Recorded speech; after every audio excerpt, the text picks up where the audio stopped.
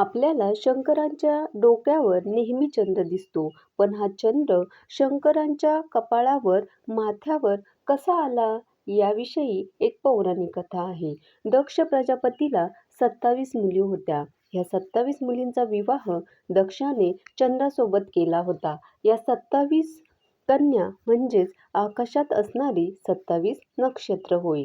या 27 नक्षत्रांपैकी एक असणारी रोहिणी.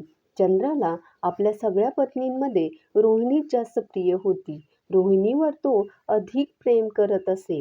चंद्राच्या उरलेल्या 26 पत्नींना हीच तक्रार त्यांचे पिता दक्ष प्रजापतीकडे केली. दक्षाने संतप्त होऊन अर्थात रागून चंद्राला शिव आणि क्षय होण्याचा शाप दिला. त्यामुळे चंद्राचं तेज निघून गेलं आणि तो क्षीण होऊ लागला.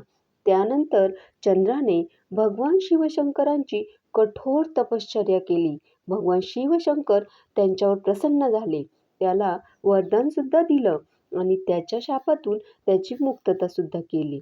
त्याचबरोबर चंद्राने भगवान शिवशंकरांकडे त्यांचा सहवास आणि सानिध्य कायम मागितलं. म्हणून भगवान शिवशंकरांनी चंद्राला आपल्या मस्तकावर धारण केले. धन्यवाद.